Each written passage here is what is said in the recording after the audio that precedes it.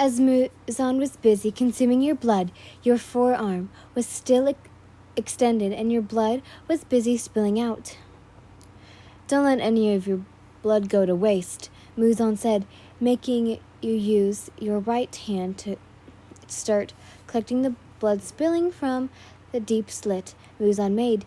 You kneeled, trying to save any blood that was spilt, but your hand was running out of capacity of all the blood you were collecting. You got up and held a cupped hand, trying to prevent any small drip from escaping. Muzan held his hand as you transferred the liquid from your hands to his.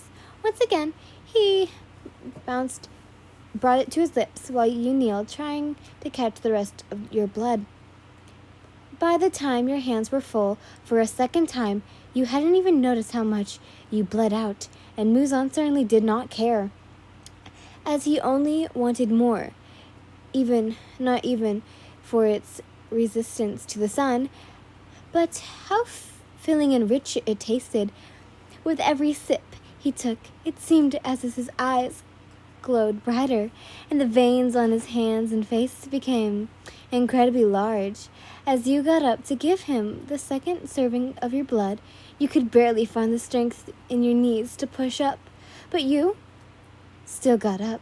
Not wanting to test his patience any further, you brought your hands together, once again holding them as you waited for Muzan to extend his hands. You then transferred the blood to his hands again and started collecting the blood once more.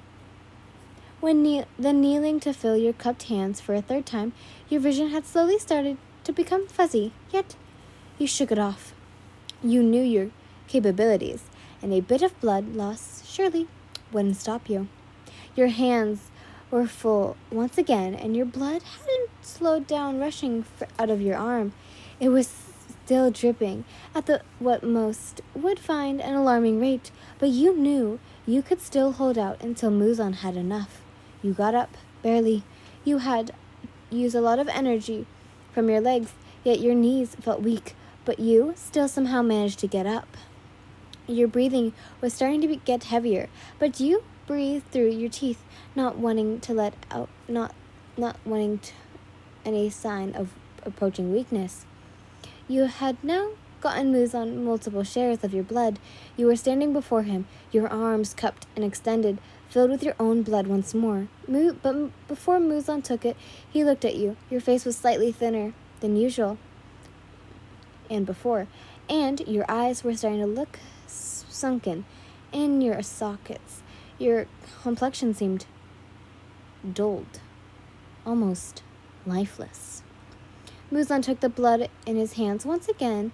Then, after he was done, he saw you kneel, your hands cupped to the blood, and you were still on your knees, left without enough strength to get up. Your eyes were sunken and hollow. You had lost too much blood, so much that if you were not as strong as you were, you would have already been dead. You lifted your hands with the remaining blood and poured it into Muzan's hands. Your arms dropped from exhaustion. After Muzan had finished, he held his hand and waited for you to take it. You took it, despite rather wanting to die on the forest ground. You mostly relied on Muzan to help you up, as you had little to no strength left. It was almost impossible to stay standing without locking your legs in place. Muzan took your arm and took a cloth from his jacket's breast pocket.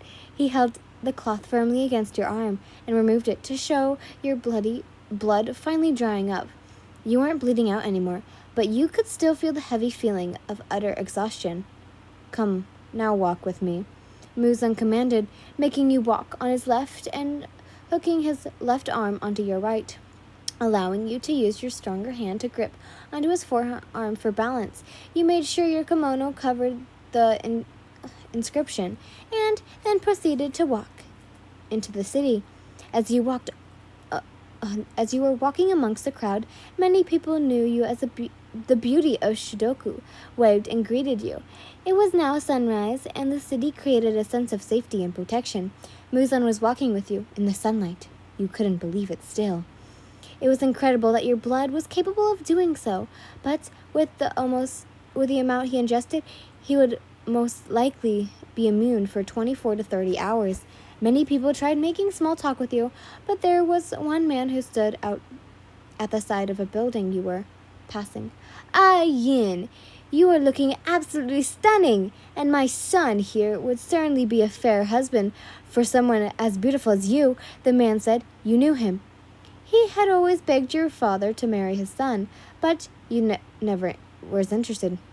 She's not interested, Muzan had spoken, and nudged you to continue walking until the man rushed in front of you with his son. His son puffed out his chest, trying to intimidate Muzan, but it was obviously not working.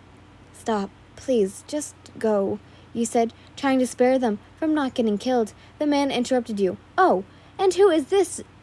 And who may this be? He said, referring to Muzan. Muzan glared, with anger becoming clearly obvious in his face. You had to think quickly before these people were killed.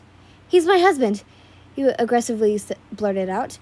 You mentally facepalmed at how stupid this idea sounded, but you knew you did the right thing. I'm sorry, but we met earlier this year and got married 2 months ago. But we are happy together and hope to spend many years together. You quickly added, resting your head on Muzan's shoulder, and he turned his head to look at the men, resting his chin on your head. Your heart beated, wishing you could slice the demon's neck there and then.